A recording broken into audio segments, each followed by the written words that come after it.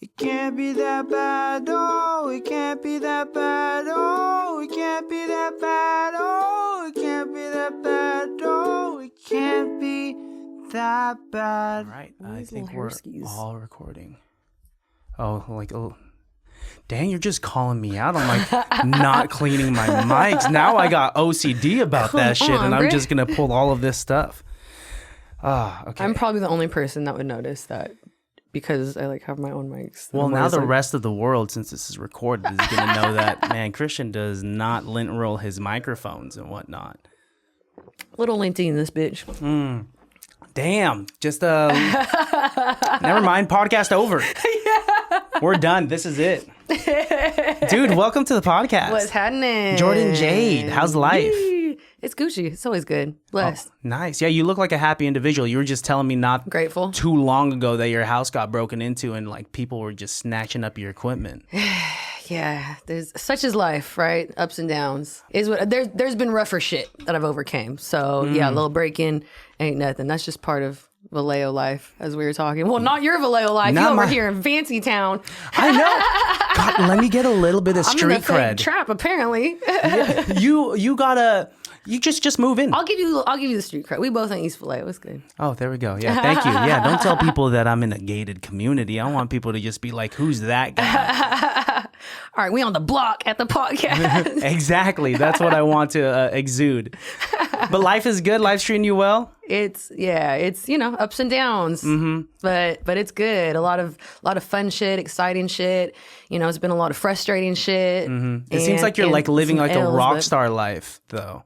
Like you're living that rapper life. Yeah. Is it like no? Yeah, for sure. But there's still some fuckery that comes with it. So yeah, but sometimes that fuckery gives you some texture. What do you say? Oh, for sure, 1,000%. Yeah, no, I've always said it's hard for me to resonate with people who haven't really been through real trauma and challenges in their life because that's what shows you, who you are and what you're capable of and what you're made of and what you can endure. What are the big staple moments in your life that like happened that made you you? I've had a couple. What I consider to be, what do you call it when you go? Why am I blanking on the term? What like rock bottom? I've had a couple moments. I feel like I've hit rock bottom twice. Whoa. And anyone who feels like they've hit rock bottom, they've just lost everything and they've just at their wits' end and just don't know what to do and just so frustrating. That's the moment that you really find out who you are and how strong you are and how mentally, emotionally capable you are, and proves, what you can do. They say scientifically your DNA actually alters itself in very uncomfortable moments, which is crazy. Probably positively and negatively. Yeah, probably not always the best. But at least, like, if you're learning from those situations, then you'll be good, right? Definitely. I mean, like, with me, I kind of, for a while growing up, I lived a good childhood. And I think, like, my only trauma was getting made fun of for being a fat kid. Nice. Yeah, and so I feel like... That's a blessing. Some people are dealing with really fucked up home life and, abuse and fuck shit, so yeah in comparison, getting made fun of for like my little boy titties was not that big of a deal in comparison to like what other people had to go through type of thing. But yeah, like it gave me some personality. That's and some texture. Condition, gynecostomia, where guys have enlarged breasts and they get a lot of breast removal. Yeah. Wait, what? I used to work at Kaiser and I worked in outpatient surgery. I used to be a dietitian, hospital dietitian, and worked in different elements of healthcare. So that was something I actually saw, like guys coming into surgery and I'd be like, what, you're getting a breast reduction? Whoa, that's Anyways, nuts. not to hate on anyone with that condition. It's a medical condition. What can you do? They didn't do that to their own hormones, so. No. Yeah, what is it? Just like an excess of I think hormones? It's estrogen, yeah. Damn, that sucks. I mean, but at least you can do something about it. You could get like a breast reduction if you do have some man titties type of thing. Yeah. So I'm glad you weren't there. No, not to that point. It'd be crazy if a third grader rolled up to Kaiser Permanente being like, I need a breast reduction. Oh, man. Yeah, that'd be... Yeah. What was life growing up like? Was it like, did you have fun at least?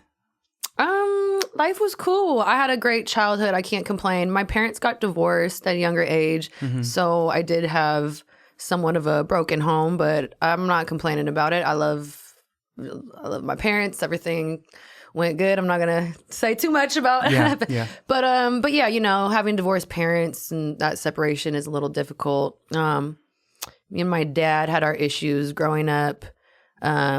And I was clinically depressed in high school and didn't want to be on antidepressants. So I started taking ecstasy at the time instead and kind of got into drugs at a young age to, you know, just be in a better mood and be happier and not think about the things that I'd been through.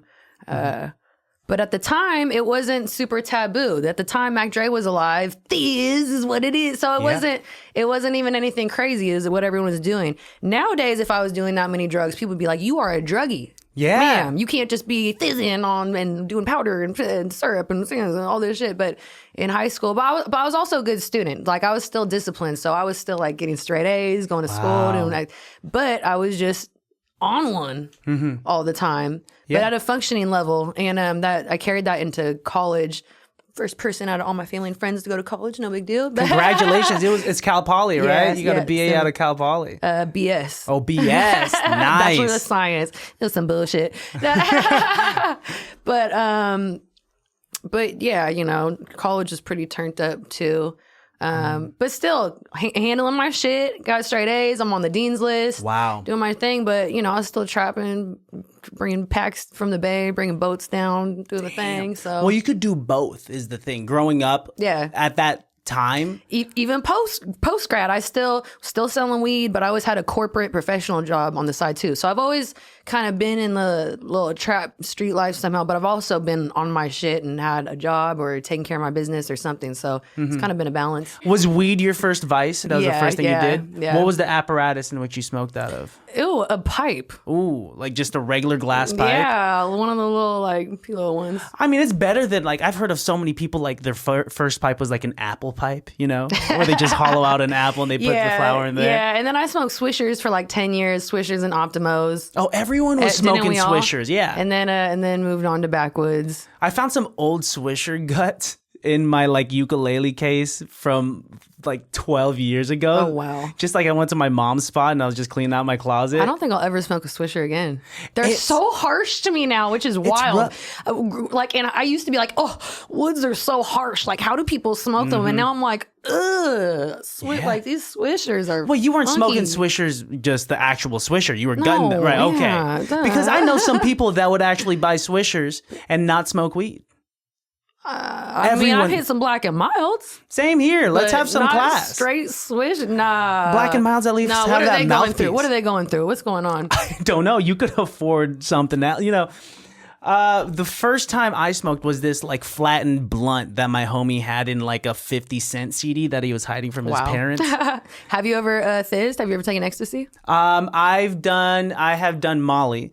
How was that first experience? That's more exciting. I have a picture from like my first time of a big old gash on my head. Oh, God. Because I was drinking like crazy too. I don't know. I mean, some people say that the Molly should cancel out like that. You could drink like a fish. Right? But still at the end of the day, I like blacked out or whatever the fuck. And then like I hit my head against the bathroom door and have a big old gash on my head. I went to a rave and I'd done it. That's crazy. The first time I ever took a Thizz pill, I was like either 15 or 16. I think 16. And me and all my girlfriends had like a slumber party. Uh-huh. Oh, literally. Sounds innocent. Yeah. And we all took these smackers, bro. I was so thizzed out. And I remember we were like so on one, like got hella hot. I was like, oh shit, I gotta take my clothes off. I'm hella hot. And just, we're listening to Mac Dre all night, just like gigging. And I was so into the music. And I was like, bruh, I get it. Mm-hmm. I get it now. Like, this, like I feel it. Like I know what he's talking about, right? Uh-huh. But I swear I had like a Thizz epiphany. I was like, wow, a Thizz epiphany. You had a Thizz epiphany. That's crazy. Yes, bro. Holy shit, dude. And I was like, I get it. I get what he's on. I get the vibe. I see the vibe. Okay. And then that just kind of like shot your trajectory into music. Then, yeah, I've always been a Mac Dre fanatic. But yeah, the first time I Thizz and listened to him all night, I was just like, I feel you, bruh. Mm-hmm. I feel you. Because before it was just like, oh, this shit is like... yeah, like Thizz is what it is, sure. Mm-hmm. But you're like, Thizz is exactly what it is. It is what it is. Dude, I mean, I kind of miss those days. I mean, like now, like I smoke every now and then. Disclaimer, all those pills were like straight meth. They were so cut. So that, I was like, but that's why we were so on one, because they were all fucking cut. Unfortunately, unbeknownst to me, I didn't know I was putting meth pills in my body. Yeah. But that's why they were so smacking, and everyone would just be so on one. And then Molly came out, and I was like, this is hella mellow. Oh, this is different. Yeah. This is real different. Oh, there's not dope in here. Okay, cool. That's fine. I mean, it's not like you're a 15, 16-year-old with the test kit. Right. Just ready. That part. We didn't have test kits. No, when you're 15, you're just trying to feel something, right? Yeah. We go to school. We do the same shit. Like I said, I was a sad girl, so I was like, shit, this shit makes me happy. I'm not tripping off all this sad shit, so. Yeah, and then it's crazy. That's what like vices are like, and we don't even know how to identify the sadness when we're teenagers. I mean, that's what's behind addiction. I've heard people say, "Oh, I don't know why these people do drugs. Like, I don't know why they want to get high and mess up their life." And it's not that they want to be high. It's they don't want to feel the pain or the discomfort or the trauma or stress or whatever it is. So it's coding that. They're using it as a medication. Yeah, it's being improperly used and it's damaging their health, but that's what it is. It's usually not people just want to be high and fuck up their life. Yeah. I mean, I usually stuck to the level 1 stuff. I was only just like drinking or smoking weed. That type of thing. Level 1. It is level 1. And then I remember. How many levels of 10? Are we going to try to actually categorize everything? Yeah. All right, let's say level 1 is like alcohol. You drink a fucking beer, you take your first shot, right? And that's like, oh, whoa. Like I'm feeling it. I don't know how I didn't have a heart attack in high school. Like that shit now, I would be like, oh, I'm having a panic, like anxiety attack. But I would be like on like 2.5 and on Youder and drinking and smoking. At school? Like, so you would do this and go learn? Okay. I would be on one in school every now and then. But some people would be, yeah. That was a thing. I was selling pills on my locker for a minute. So, I mean, you're a businesswoman. You know what's so funny?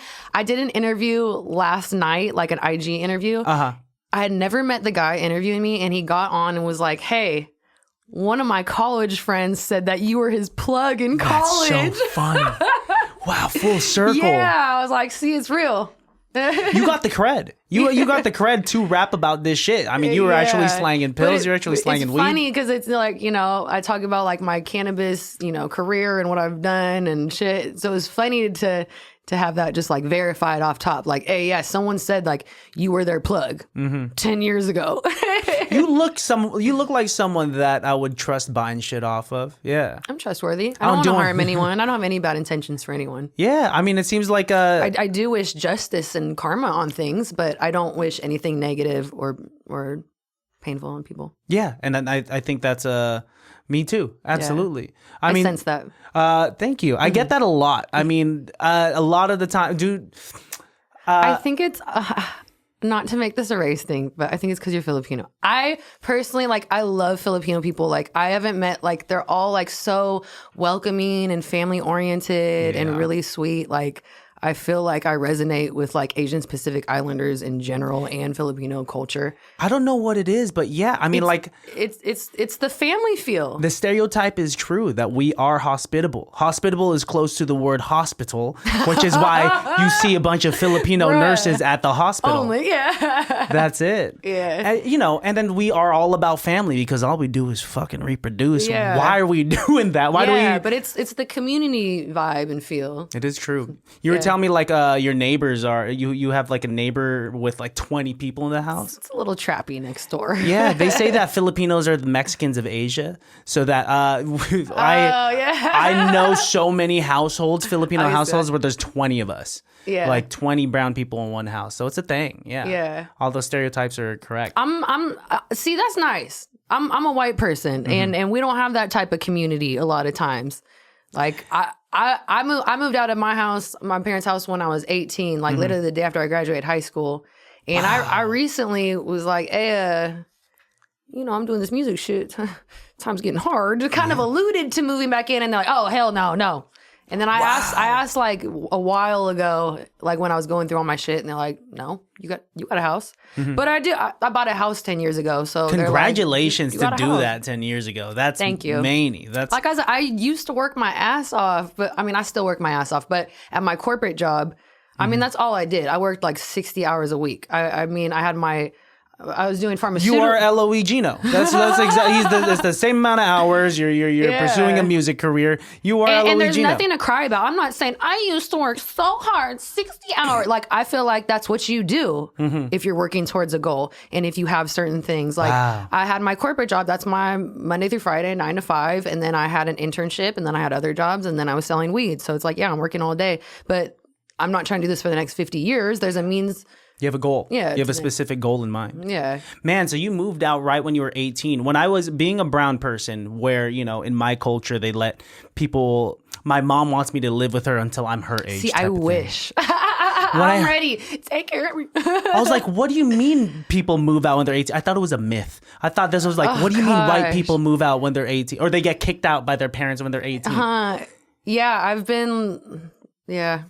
But once again, this shit like that gives you texture. Kind of over the independent woman like me. It used to be saying, I'm independent. I pay my own bills. And now I'm like, does someone want to help?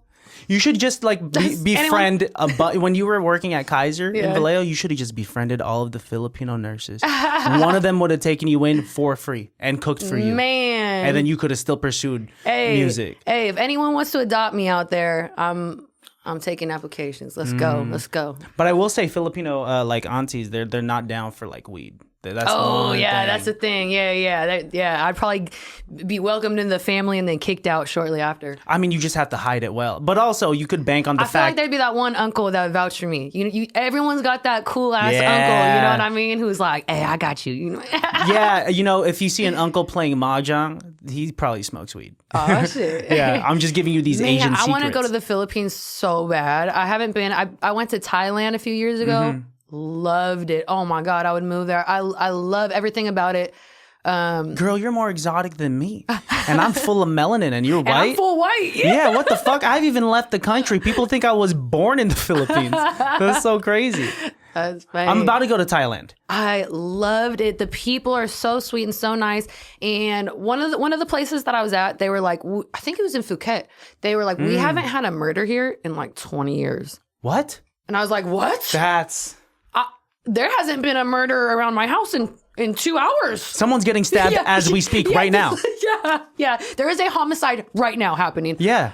Within a mile of where I live. If we weren't talking right now, we could hear gunshots. Literally, and I keep telling myself it's fireworks, but it's also September. Like there's no one shooting fireworks right now. It's both, actually. But I love it. Everyone's so nice. So it's so safe. Everyone's like Buddhist out there, so they're like, we don't believe in stealing or killing. Like that shit just don't happen out here. I mean, in Bangkok, in the larger cities, of course. Okay. But I spent most of my time in the smaller, like islandy towns and areas, and I loved it. It was amazing. Because I'm gonna go to Bangkok first, and then Phuket.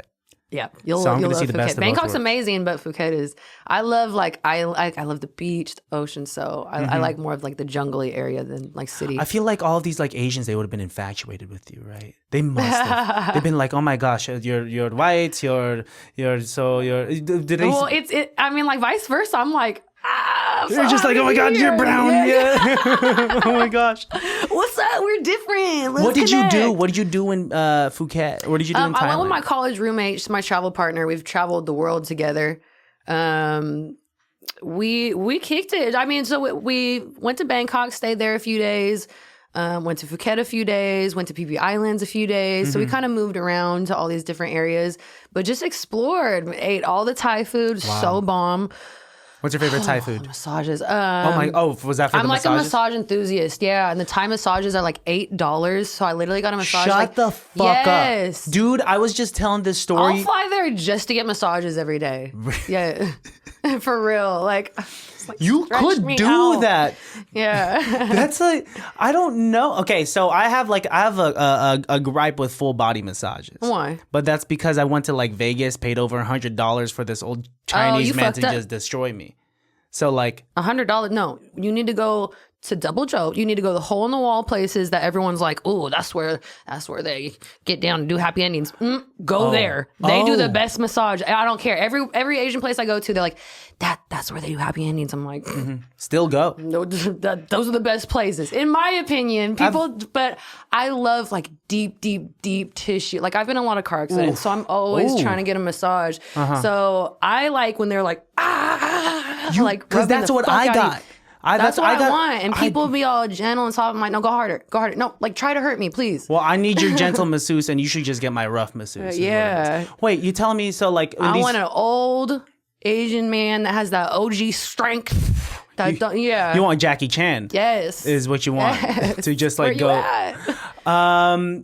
Wait, so like, you did full body massages in Thailand too? Of course, Did they do happy endings there? No, I mean not to me. I don't know. I'm sure they do, but not. Are with girls me. are they offered that service too? So I get a lot of massages. Like I said, I'm literally a massage enthusiast. I haven't, but I did have one experience where I was seeing this lady over and over and over again, and then she was like, "Oh, I'm leaving. I'm moving to Southern California," and I was like, "Oh, okay, whatever." And then she was like, "I'll give you my number," and I was like, okay, sure. Like, what are we doing? And then she started texting me and telling me that I'm such a sexy woman and she's liked me this entire time. Yeah. But she's literally like 50. So I was like, ma'am. Damn. She was shooting her shot. But she had been my masseuse for like over a year. So I was like. So she was just really. Lady, you just been enjoying this whole time? Like, feeling you and feeling you up. Well, she was getting both best of both worlds. It was therapeutic for me. I wasn't tripping. Hey, you got your thing. That's completely fine. I got my knots out. Yeah, that's yeah. I mean, $8 massages in Thailand. That sounds like almost. I mean, I've had a couple massages where there was an accidental, like, whoa, got a little close there, but like, really. Oh my gosh, they get okay. I mean, I'm. If it's like an inner thigh massage, they just do a little.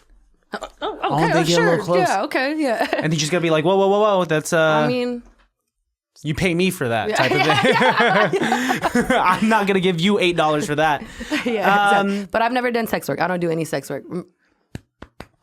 I'm proud of myself because there's so many OnlyFans girls. I'm telling you, like people. Yeah, I have a lot of girlfriends throughout my life that've been like, get on OnlyFans, just do it. You don't have to do that much, just do it. And I'm like, nah, bro. Just even the reputation. Like, I've been a professional my whole life. Like, yeah, I've done all this trap, drug, whatever, but I've still been a professional woman with a corporate job. Why would I start doing that now? Yeah, you got your bag in different ways. You don't have to like do host, like you don't have to like be naked or anything. But I'm like, even for just like the reputation of it, I wouldn't have OnlyFans. I mean, I guess someone could, and just like if you were to go on there and eat a sandwich every single day on camera. Like, yeah, I'll tell you how to grow weed and we can talk about, like, it's still just the connotation of OnlyFans. Someone's gonna see that and be like, oh, this hoe.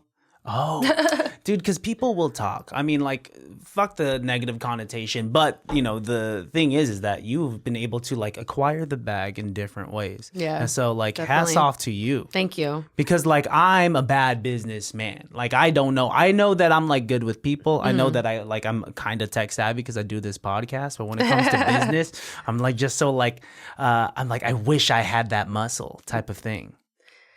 Yeah. You know, I mean, it's just from my prior professional life of, you know, I've held all these jobs. I've done unpaid internships. I've worked at Kaiser. I worked at Apple, their corporate office, not a retail store. Working in Silicon Valley was a crazy thing. We're doing pharmaceutical sales for 6 years, selling to doctors. I had to be highly professional. I literally wore a business suit every day. Wow. And I mean, you're debating with doctors. It's the hardest sell ever, literally. You're like, hey, I know you went to doctor school, but let me tell you why you should change what you're doing. And, you know, some of pharmaceutical sales is just relationship and whatever, just like a lot of sales. But some of it was like selling on the science and not like debating with doctors and like, no, we're going to get into this. Let me pull out this study. Shit. And that was up to you to be able to like argue with that. That means that you could probably find yourself, you could probably be a lawyer too if you wanted. Yeah. You have this line in, what's the song? Go Bad Bitch. You have this line where, you say, you wherever you go, you make head spins. You could turn a girl into a lesbian, but you also say that you got a mouthpiece and that's a blessing. Mouthpiece is a blessing. Hey. Yeah, I mean that's truth. You like, have you? Yeah, I didn't mean like that way. I was. Dude, when I'm editing this later, that's just gonna trigger me. You just keep doing it. Yeah. I mean, you sidebar. You did this thing before, like we started recording. You were just like, and I'm wearing a jumpsuit underneath this. Oh, and then, like, yeah. as in mid sentence, you just pulled down your pants as I was like putting a camera in I focus. stay with some layers. This is a jumpsuit. I'm like, maybe I'll take it off. That was the craziest fucking. You gotta warn me next time. I said it's a jumpsuit. I did pull my pants off right before the show, but I did jumpsuit. I have a bodysuit, and it's hella hot in here. So I was like, hey, I'm gonna take the pants off. You should get some of those pants that like kind of like rip off with the I buttons said on the side. he said I should have worn it. As I was doing it, I was like, oh, I'm wearing a jumpsuit.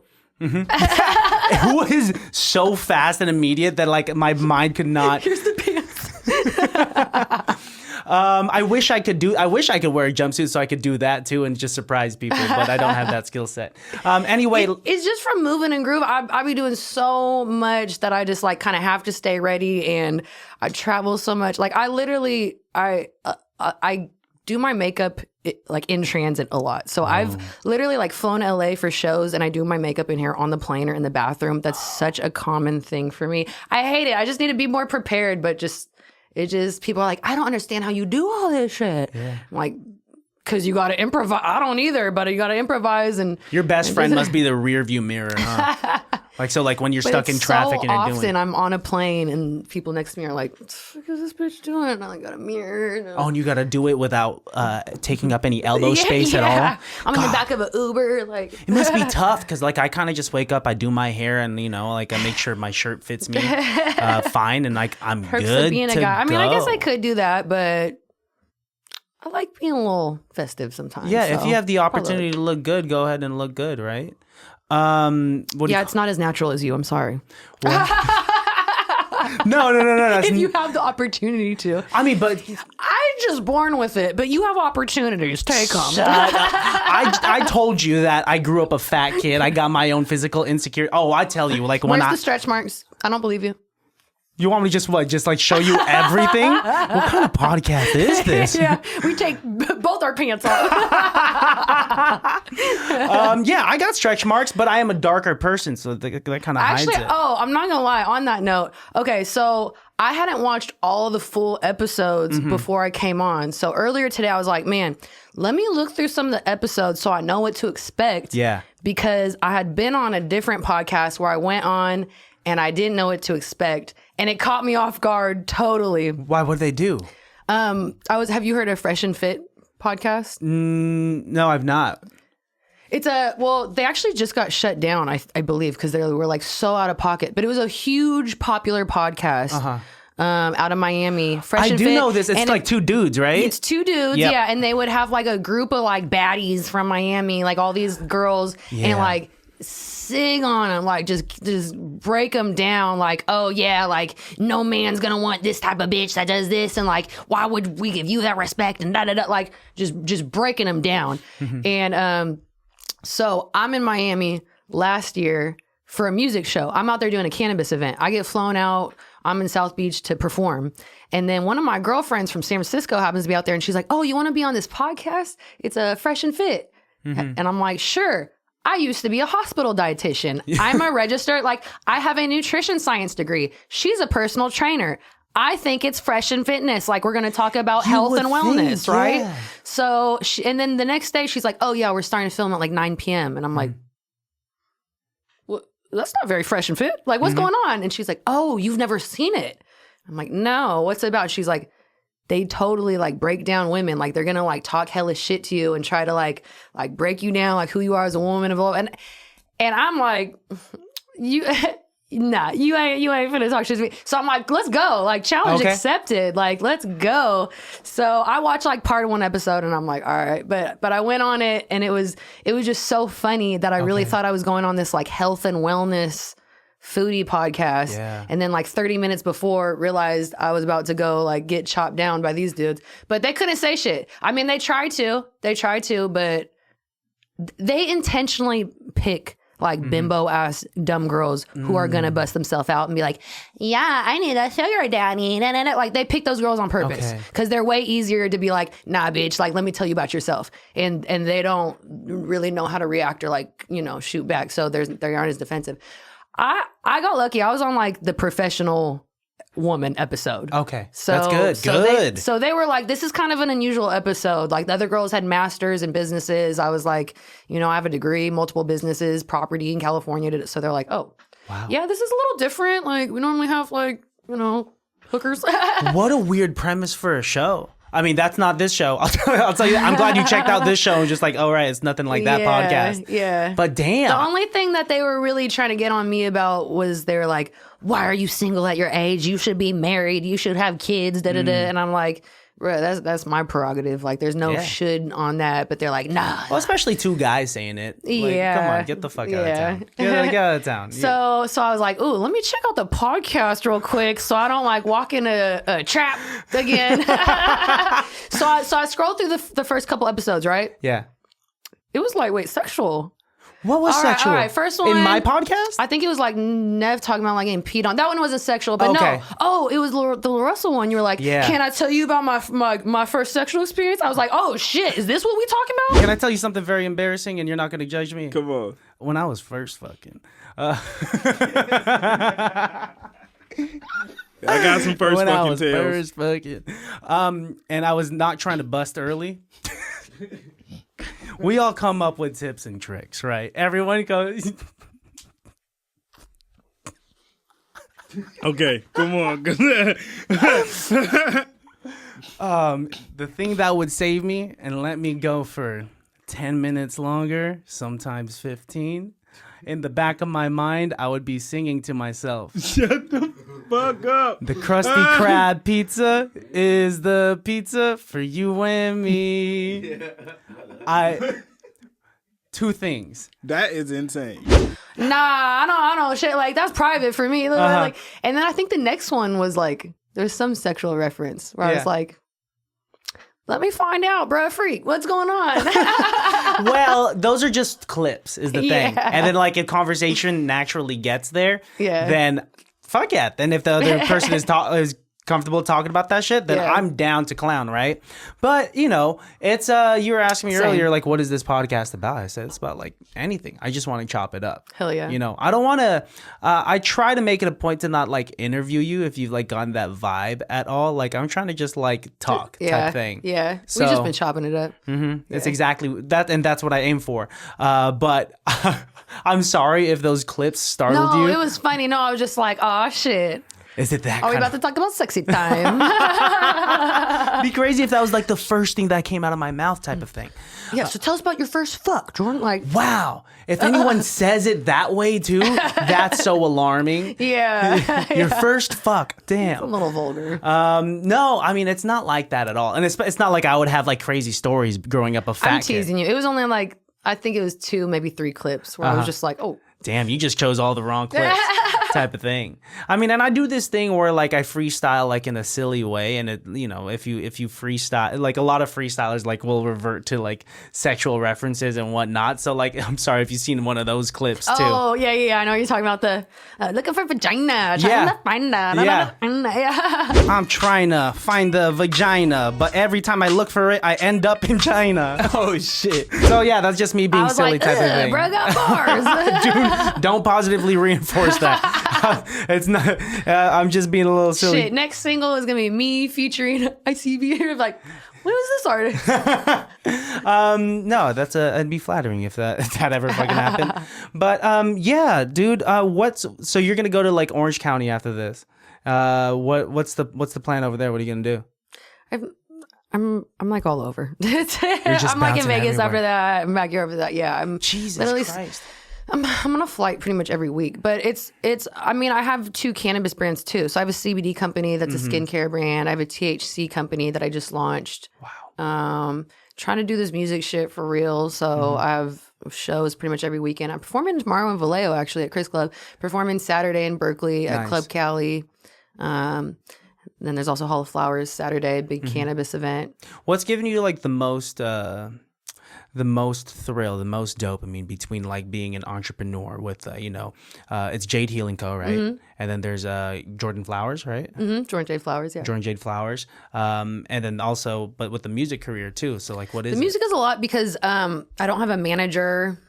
or really too extensive of a team. So I'm kind of doing everything myself, which is cool. I'm not complaining about it, but it's a lot. It's a lot with 2 companies and my property and just managing that. My house is built in like 1960s, so something breaks every damn week, I swear. Really? So I'm kind of over being the man of my house for the last decade. Like that gets old, but it takes up a lot of my time, just like the property management. So that, my companies, and then the music, not just like making music, but marketing it, getting content done, doing shows.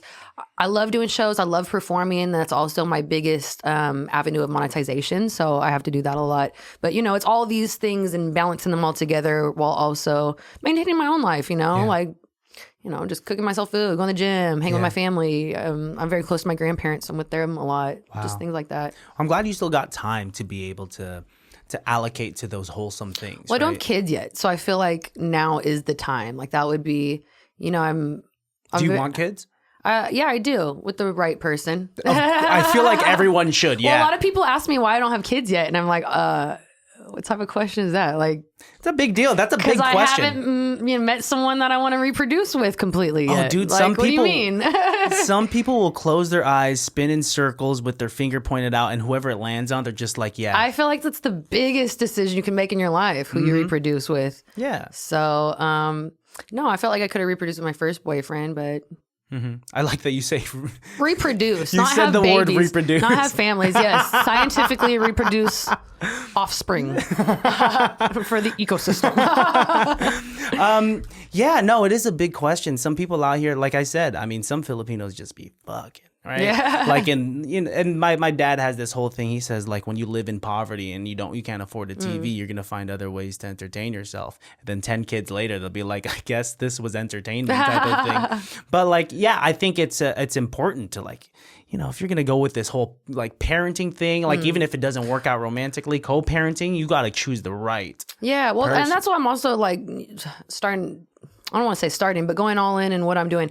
I don't want to say starting, but I've been in music. This is my 3rd year. The first year, I didn't know what I was doing. I was recording myself, making my own beats, doing everything myself in my room. I didn't go in a real studio, just learning from YouTube and one engineer that I knew, and just didn't know what I was doing. It was very experimental and just like practice, but then I put the music out and I kind of learned publicly as I went. Just based off feedback. People are like, don't do that. Why are you doing this? And I'm like, oh shit, I didn't know. No one's taught me on this shit. I just really wanted to do music hella bad. Growing up around here in Vallejo, everyone's a rapper. So I was always around music and studios, around rappers. It was always like part of my life. And then when I was in college, like I said, my boyfriend the whole time was in a hip hop group. Yeah. So I was always like backstage, on stage, in the studio, and they opened for everyone because it was a college town. So I got to meet all my favorite rappers. I'm backstage with E40 and, all these people. So I'm like, this is the shit. Like, I love this music artist lifestyle. Like, I would want to do this. Like, this is what's exciting to me. And I love being on stage and just dancing and vibing. And I was like, man, I love this. But I didn't have the confidence at the time to think I could do that myself. I was like, I just want to support my boyfriend and like be in it. So I kind of started to learn a little bit of like production and how to produce and just record. And then, like I said, he passed and I was like, fuck a studio, fuck music. I'm not trying to do that. I'm like traumatized. And then fast forward to years later, I'm working at Apple. After pharma, I'm working at Apple in Silicon Valley, which is a whole different story. Hated it. But I met all these audio engineers there that pushed me into music. One in particular, Pocket Honore, was like, look, if you want to do music, I'll support you. I'll mix and master your songs. You can use my equipment. So I was like, okay, then yeah, nice. I want to do music. So because of the support from one person, literally, I started doing it. He immediately got too busy, so I didn't so I started to have to really learn for myself. But I feel like so many people in music that I know, they either have like some type of mentor, like a cousin or a brother or a friend or an uncle or someone in their family or circle or environment who used to do music and kind of put them on so they can, just have more direction and know what they're doing. And I just, outside of, the one engineer, I didn't really have that. So I felt like I really had to just learn on my own, and which is fine. There's nothing wrong with learning on your own, but you just have more costly lessons and it takes more time. So I feel like my first year of music, I was just experimenting and figuring out what I'm doing. And then I'm in cannabis. I smoke a lot. So I just want to make like chill, lo-fi, vibey music that you could just chill, smoke to, vibe to. Mm-hmm. And I did that. My first few songs are totally vibey. But then I started performing and I was like, oh no, this shit is way too slow. Like I want people to move and dance and this is putting them to sleep. So I started kind of doing more poppier, more up-tempo stuff. And then everyone's like, why don't you rap? Like you're a hip hop head. You listen to all this rap, trap shit, like just rap. But I was like, I don't know how it's gonna be received, and like I'm a white girl, like I don't think people will be into that. And then I just did a rap song just to try because I wanted to create one, and it was very well received. It was my Bay to Saint Tropez song, and everyone's like, "I love this! You killed it! Oh my god!" And for me, I was like, I did that so easily. Like the singing, I'm not a trained vocalist. I've never taken a vocal lesson, but I do love singing. But it was, I feel like I was kind of trying and really trying. And then the rapping, it came out so smooth and easy for me that I was just like, I feel like this is my lane more so and what I'm supposed to be doing. So I feel like this is really year 2 of me doing music and like actually knowing what's going on and how to wiggle and maneuver in the industry, because learning the business side was a thing too.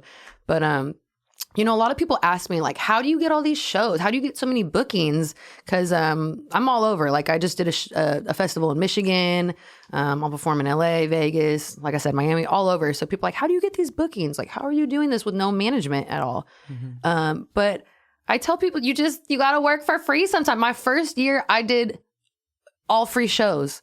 For a year, I did so many free shows and went so far out of my way. I would drive myself to LA. I would go to Vegas. I would pay for flights. I would pay for Uber. Like, do really, really invest into going to perform for free and putting on a great show and impressing people so that they would hit me up after and be like, hey, we'll actually pay you this time. So when people are like, how do you do that? I'm like, you put in work. What do you mean how you do it? Put in work. Watch YouTube's, figure it out. Like, that's how I did it. Yeah. I mean, that is kind of analogous in so many different other facets. Right. So, like, let's take comedy, for instance. Like, stand-up comedians, they're not going to get paid right off the bat to go on stage and tell some shitty jokes. Right. You got to go to open mics. I love stand-up comedy, by the way, and I'm performing in Hollywood at a comedy club next month. You're doing comedy? I'm performing music, but... Oh, I was going to say, you got a stand-up career, too? But... I think I'm gonna wiggle a little. So I might be like, hey, they, you know, I'm supposed to perform these songs, but I mean, if you're know, feeling your girl like got jokes. Have you done it before? Have you done any stand-up? I have not, but it's in my plans. I want to. I'm friends with several stand-up comedians who do it professionally, and they've been like, yeah, you can come. You should do it. We'll open up the mic for you. You should absolutely I'm do going it. to. Like, I swear, what? We're gonna get back to the music stuff after this, but I do want to say, like stand-up comedy and like music, there's so many, it's a Venn diagram. There's so many similarities, right? Like the analogy I was trying to make was that you are not going to get paid at first, right? Just as like an artist that's just up and coming, right? You got to do some free shows. You got to invest your time for that exposure. Same with, and you got to get better at performing. You got to get better at like crowd work. All everything. Of that shit. Exactly. Mic, Same thing. And like with stand-up, you got to go to these shitty open mics. You got to go to like these like shitty showcases at like a dive bar where like, you know, you hear someone making a margarita in the back. Or you type drive of thing. 6 hours to a show and then there's one person there and you perform your ass off for them. There you go. Right? That's happened. Yeah. I mean, that like, and it is about who you know type of thing. Yeah. Right. I've also had the most amazing shows that have blown my own mind that I'm performing at them. So like, you know, it goes both ways. Mm-hmm. Wow. So like, yeah. I mean, just back to the beginning of this whole conversation when we were talking about the L's of the life and all the trauma. I mean, there's such a yin yang. You know, I've had all this fuck shit and, you know, losing people and being taken advantage of, but I've also had like very amazing and unique experiences. I mean, you know, traveled to these crazy places in the world, got just hooked up with amazing experiences and shit that, you know, a lot of people don't experience. So yeah, they say that luck is. I don't think anything is luck. Yeah, which is why I'm going to break it down. Okay. They say that luck is when opportunity meets preparation. Yeah. Right? Luck is not just like, oh, no, it's happening. It's happening. It's kind of like, oh, shit, like I was prepared for this and the moment has come out of nowhere type of thing, you know? Yeah. And so like when the way you've seen all these opportunities, you've ran into these opportunities and like gone to be able to perform with some like at some dope things, right? And be able to have like, you have quite the roster of features already so early in your music career, And right? I'm sitting on so many too, bruh. Which is fucking incredible, you know? Yeah. So like, you know, off the bat, you have like Neff on. Neff, who's like a Vallejo Bay Area icon. Shout out right? Neff, yeah. Shout out to Neff. You know, you got like Gino who's on there and he's extremely talented. Shout out Gino. Man, and that's like I love them both, and I got Gino on my second song I ever created in my lifetime. I got Neff on the third song I ever created in my life. Yeah, in your life. I made the beat. I record myself. You know, like it. Like I wish I would have. Like I need to run that back on some songs now. But and you can, you know, just because like just because that thing happened early on in your career does not mean that they could you know, reappear again. But yeah, if anyone listens to my music like chronologically, you'll definitely see the progression. It starts out so slow, so over affected. I just like I was so shy. So I'm like, put auto-tune, put reverb, put all the effect on it, and I just sound like a computer. And then, you know, each song you'll see there's like less auto-tune, less effects, and record a little different. So kind of each song is improved a little bit. And man, I wish I would have done music so long ago. That's my only thing is I feel so late to the game because I spent so many years working all these corporate jobs and doing all this shit. So I'm like, bruh, if I would have spent those years like doing music or even like, you know, developing production or learning it instead of working at Kaiser and working at Apple and doing all this shit. But you can't think I'd be like whipping that. your ass right now. I swear to God. You can't be thinking like that because like you know, when I had La Russell on, he said that No, you're I don't. I mean, it's such like there's a trade off to everything. If I would have done that, I probably would not have. I wouldn't own my house. what I I'm wouldn't be saying. able to have self-funded businesses. I wouldn't have been able to fund travels and trips to around the world. You know what I mean? Yeah. Yeah. So La Russell said that your 9 to 5 is your first investor type of thing, right? Yeah. So like with me and this whole podcast thing, I could have been saying like I should have done this like back when Joe Rogan was doing it and this would have popped off, right? Because there's not that many podcasts out there. Yeah. But instead, like I spent this time like going to school, getting a job, buying this house, you know, like, you know, owning things, right? Yeah. Because and then I have no regrets about that. Yeah. Type Not of thing. negative. And also you went through some experiences with all that shit, so that now you have shit to like rap about. Yeah. I had shit before, but yeah. Oh, and you did, before that. And it's a Scott Moore. It's good. it's a progression. Like you saying that, telling people like if you listen to my old shit, you're gonna see that it's a different type of Jourdan type of music. Such a progression. Yeah. And then up to like, you know, I almost this shit, want to take off my old songs damn near, but you should leave them there just so people could see how far you've come. Yeah. And so that you could see how far you've come. Yeah. It's a reminder. I've said it multiple times on this podcast, talking to a lot of artists, but like your songs are timestamps of who you were, what you were going through in that facts, life. though, yeah. You know? But my first, I like being hands-on and doing everything myself. So I was like, oh, I got to make the beat. I got to record myself. I want to be involved in the mixing. Like, and these are science that like, I'm not an engineer, like, you know, so yeah, I was trying to do it on myself until I finally realized, let me involve some professionals. But you know what's dope is that you did it all yourself. So you understand, even working with professionals, you could at least say that you understand a layer of it because you've made your own beats, right? You've mixed and mastered because you had to. Yeah. So that like when you I don't know anything about mastering. Let me retract that. Yeah, I can't claim that. That shit's tough. Yeah, I don't know nothing about. I'll do a little slight mix, and I don't really know what I'm doing. But Yo, I can barely hear someone like call my name from across the street. Like you think I could really like mix and match? Like that takes a lot. Yeah. To be able to do that. Yeah, but shout out to my first engineer, Pocket Honore, for teaching me a little bit of Logic and how to use it. Because I would have been extra lost with only YouTube. Do you get nervous working with some of these big names in the industry? No, I don't really get nervous. How about for performances? No. You don't get like those butterflies in your stomach type of thing? I don't get like mentally anxious. Like sometimes I will like get a little sweaty or anxious or whatever, but I'm not like, oh my God. Shit. Yeah. When I first started doing music, absolutely. But now I've had so many things go wrong performing too that I feel like anything that goes wrong, like I kind of got it. Like I've had the music cut out mid-performance. I've had the mic go out, music cut out, like some shit happened. I've had so many things happen that I feel pretty confident about like if something happens, I'll be able to maneuver, figure out what to do with it.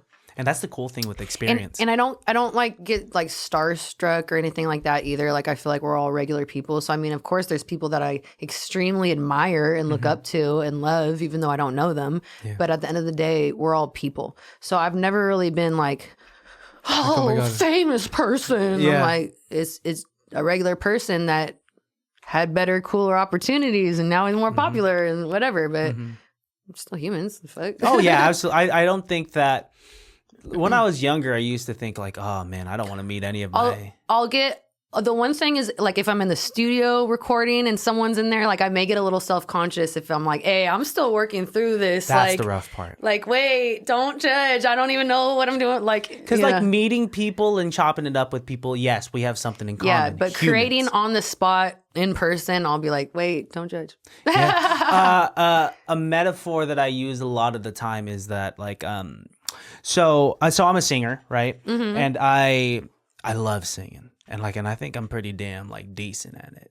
And I love singing for people, and it's easier for me to sing in front of people that don't sing because like they don't sing, right? Yeah, so extra razzle dazzle. But singing in front of like people that sing, singers, yeah, they know the craft. And so my metaphor is like, fuck, dude, it's like I would prefer to sing in front of a bunch of muggles, as opposed to a bunch of like wizards, you know? Like, fuck, dude, like doing a magic trick in front of a bunch of other magicians is more tough because they know the tricks, they know the illusions. Yeah, but you know, if I'm just like a regular nurse at Kaiser Permanente that don't know shit about magic, then I'll be like, oh my god, this is crazy, right? Yeah. So I mean, that's how you feel. Okay, are you hating on Kaiser staff? No. Okay, I was like, I just told you my resume.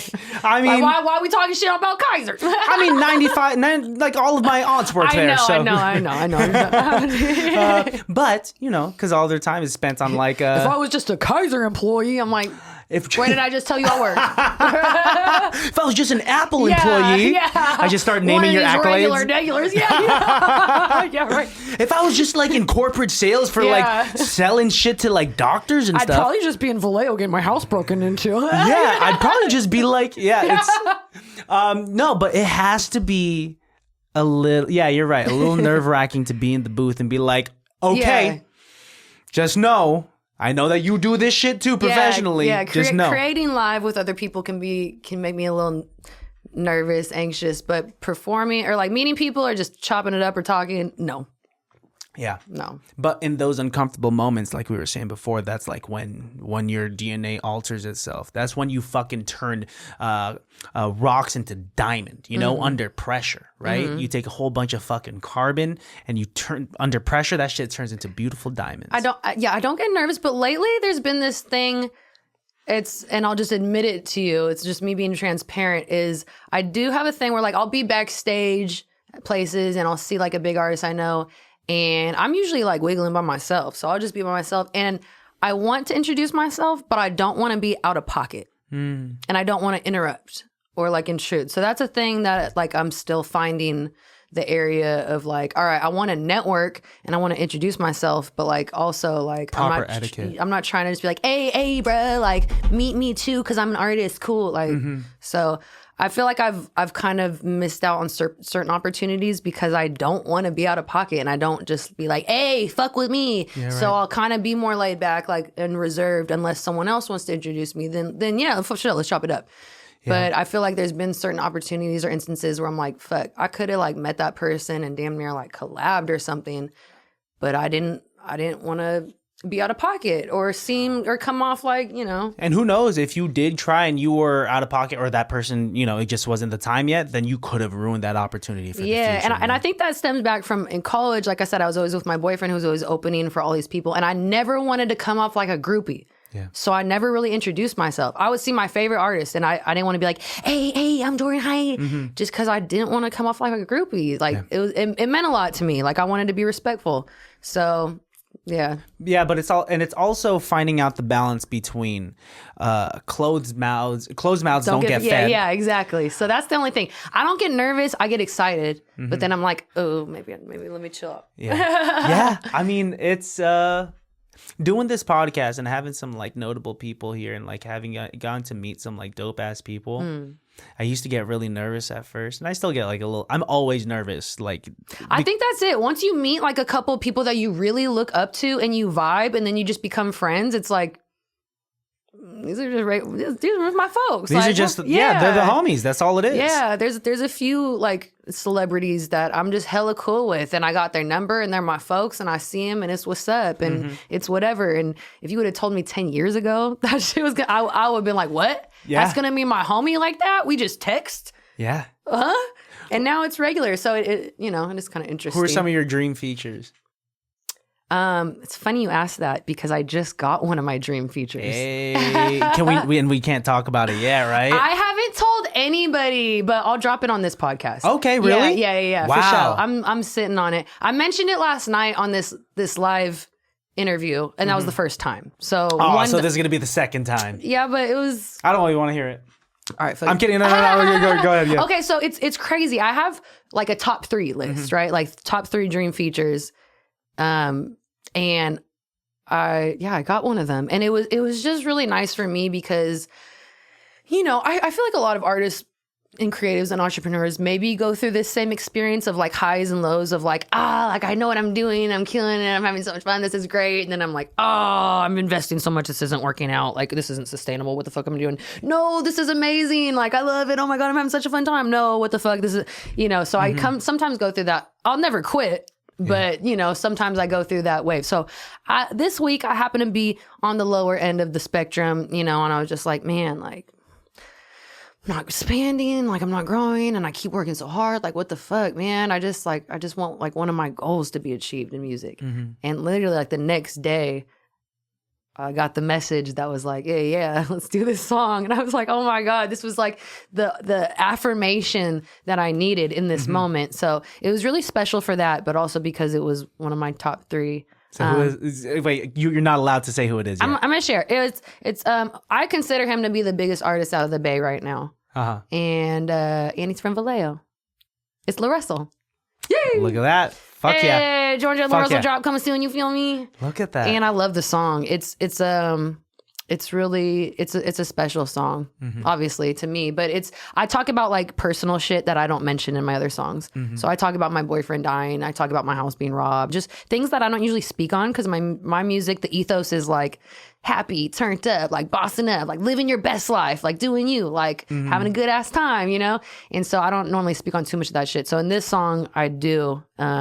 So it's just different, but it's super vibey. I love it. So, love that. Yeah, love I that. can't wait to drop it. You know, and that's the thing about music is that it can be this platform where you could tell people to be like, hey, you're a bad bitch. Like, fucking, you go kill it. But you could also express like shit that's happened in your life. Yeah. You know, because people are going to relate to that. Yeah. You know, so hell yeah. I'd love to see and I'm happen. I'm an open, but I mean, I'm very private and reserved, and I don't just like openly tell people what I'm doing or what I got going on. But if people ask, you know, I'm like, yeah, this is what I've been through. This is what it is. This is what's going on. Wow. So that's great. Very transparent in that regard. Yeah. Yeah. Did you, when you were younger, like, did you see this happening at all? Just like you even doing music at all? Like I said, I've always just loved music. I mean, ever since your Thizz epiphany. Ever since the Thizz epiphany, bruh. But I loved the performance side. So I somehow always ended up backstage. Like I would go to shows and ended up wiggling backstage somehow. And I don't know if you remember this. You probably do because you're from Pittsburgh. But do you remember the super hyphy shows? They had like 25, it was like super hyphy, 17, 18, 19, like so many super hyphy concerts.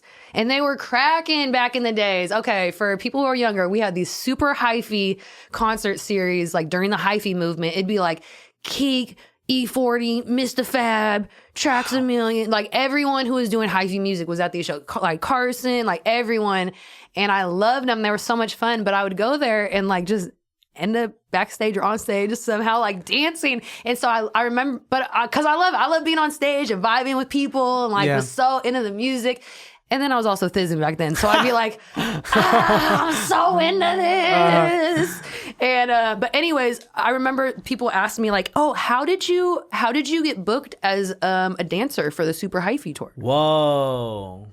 They thought that you were like, hey, you're getting paid for this They thought thing. I was one of the dance. I was like, bruh, I just like hyphy music. Wow. That's I what just you like gotta gigging. do.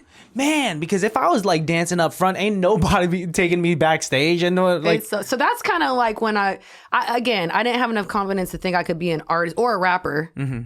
Like I said, I'm a white girl. Ain't no one to take that seriously. That's how I felt. I really felt like, man, if I started rapping as a white woman, everyone's gonna be like, boo, sit your ass down. So I just never really considered it until I had that support. But I loved being on stage and like entertaining and just being able to vibe with people and like kind of set the tone and the energy. Like that was dope to me. and you get to do that now.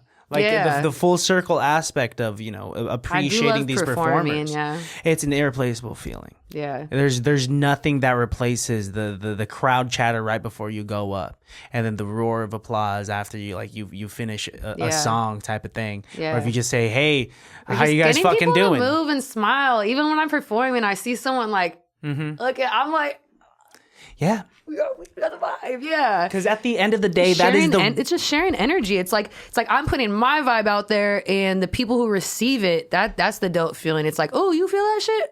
Hey. it's raw emotion. Yeah. That's us being human type of thing. Yeah. Yeah. It's an energy share for sure. So Fuck yeah, that's so dope. yeah. So that's what the cool part. It's like a method to, massively connect with people and express myself at the same time. Like, it's so weird that so many people lie, like in their raps and music and shit. I mean, is what it is, but everything I rap about is 100% my life. There's not one bar I haven't lived or totally owned. So it is very much me. If you listen to music, you will get a sense of who I am in a certain regard. So I like that I'm able to share that. And I think that's with any creative outlet or anything you create, whether it's music, whether it's pictures, whether it's children, anything you create is going to be a part of you that you could share with people and they can feel and sense your energy. And that's kind of why I got into music in the first place. Is after my boyfriend passed, I would listen to his music and I'd be like, oh shit, I like feel him. Like this is him. Like this is his energy. Like, and it would just such vivid memories it would bring back and just remind me of him. So, I mean, at first it was like, I can't listen to this. And then I would listen to it like, oh my God, I feel like he's here. Like, this is so him. It's kept them alive. Yeah. And so I, not to make it super a death story, but I was like, I want to create something where, I don't have to be there. I could literally be deceased and you can listen to it and be like, oh shit, this is hella Jourdan. Like, I feel her energy and I remember her and, there's that resonation. So. Wow. Yeah. Look at that. That's fucking dope. Thank you for sharing that. I mean, it's but I mean, like even with kids, your kids are part of your dynasty and part of you and part of what you leave behind. It's your creation. So, I don't have children. I haven't procreated. Yeah. I've not reproduced yet. So, I have these other creations that I'm sharing with the world right now. Exactly. Hope y'all like it. And it's there for eternity. It's going to outlive you. It's if and when you have kids, your kids will be like, this is what mom was making, back in the day. And they're going to be slapping that. And then like their kids and their kids' kids. And that's the beautiful thing about it is that music is, it's the connection. It's the connection. Because like I said, I travel a lot. A couple weeks ago, I went to, like I said, perform at this festival in Michigan, and having people who I didn't know in this other state come up to me and be like, I love this song. Like, this is my gym song. This song makes me feel good. When I go out, I listen to this. It always puts me in a good mood. For like strangers in a whole different area to tell that, like that resonation, it just makes you feel so good. Yeah. So it's the best That's what thing. I do it for. It's nothing about like the fame or money. Like people like the clout, fame, money, like it's not even about money. Like I just want it to be sustainable enough where I can just focus on this and pay my bills with it. And after that, I'll be happy. We can do whatever. But it's really more for the creation aspect and, the self-expression. Yeah. side. I mean, because like once you get that DM that says like, oh, yo, this shit slaps. Hey, like this is what I listen to at the gym. Yo, this or is. even I get a lot of messages that say I inspire people, and that's really special for me. I honestly like I should focus. Like I get so. I'm not even trying to like brag, but I get like so many messages of people saying they inspire me or I inspire them that I don't know. I need to think about that more when I'm feeling bad about myself or my music, or I'm not getting enough streams, or I'm not making enough money, or I should make more. Like, that's the sauce. You have an impact. Yeah. If it's even just on one person, that's without the biggest payment. exactly, You know? without you doing that, because what you're doing right now, you might inspire like the next. And I'm not saying it's just from my music. It's, you know, what I'm doing with Cannabis and with everything else and the events and just entrepreneurship and so it's you know, it's more than just the music. Yeah, and you're a woman dominating in these male dominated industries too, which is like which is why there's been a lot of learning lessons. Yeah, I mean, I'm sure. I mean, it's a snaky. These industries are so snaky. Right. And I'm coming from, you know, highly professional positions to, you know, cannabis sales and entertainment industry. And, you know, it's different level of professionalism, different type of deals and working. And but then you learn from that, and then you become more well equipped from it. And once again, it's that texture that you have to like go through. Yeah. And like, dope. Thank you for sharing all of that. Yeah. What do we have to look forward to in the rest of this year? Or let's say even 2025. We're coming up toward the end of the year. Man, I'm dropping hella music. I got that song with LaRussell that I'm super excited to drop. But before then, I got a song dropping this Friday. I got a song dropping next Friday. I just dropped a song with Be Legit a couple weeks ago. Yeah. I love that song. In Me, right? Mm-hmm. It's not sexual related. But that's an honor to have a collab with Be Legit too. That's the one I grew up listening to. Wow. So, you know, it's really full circle that these people I grew up looking up to and listening and loving, now I have a song with them and we're collabing and they're calling me sis and I'm calling them big bruh, and you know, they got my back on shit. It's cool. And yeah, that full circle feeling is, you know, I mean, it's just kind of it's very affirming testament to you could make shit happen. You could, and it's so cheesy. You could follow your dreams, and your dreams can come true. It's so cheesy, but it's so real, bro. Like, I didn't think I could do. Like I said, I'm a white girl. I didn't think I could go be a rapper. The fuck, and I'm kind of older. Like, I'm not in my early 20s, so I felt like I was too late to it. Like, it was out of pocket for me to start rapping at my age. But then shit, I've been doing it. It's been well received. I'm getting paid off it. I'm getting opportunities off it, expanding. I'm getting more fans, expanding in different states, different countries. Yeah.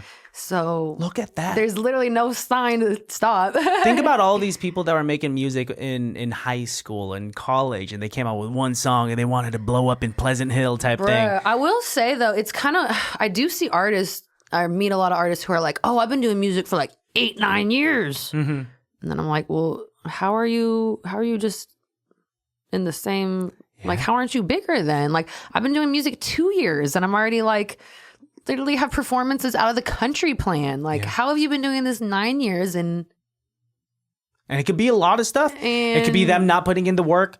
And unfortunately, maybe some people don't have the same resources, or some people like get really even if you have busy. no resources, like you have YouTube.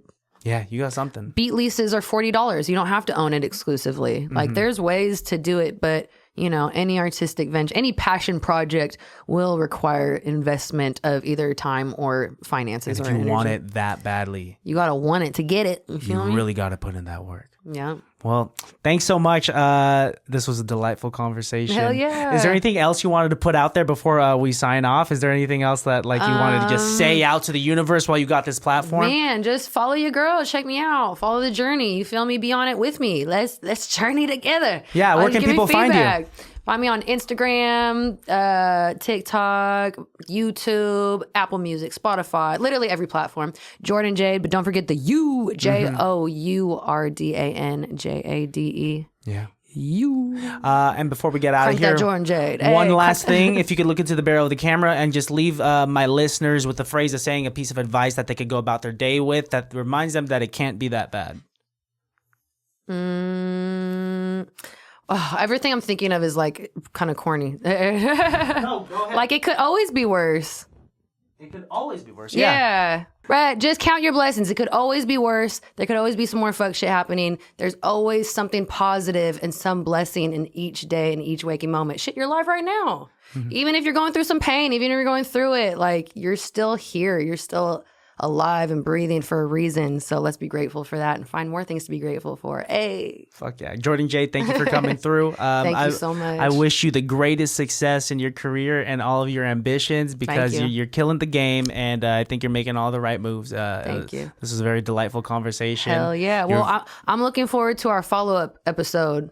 Oh, there will be another one next year when I'm like super popping and I'm like, oh shit, I gotta update y'all on all this crazy shit that's been happening since the last time we talked. Hell yeah. we'll need an update for sure. Yeah. Because I'm gonna be following your journey. Hell yeah. And until next time. Likewise. All right, listeners, baddies, for all of you out there, you guys know where to find me. You guys know where to find the podcast because you're already here. Peace, love you, and bye.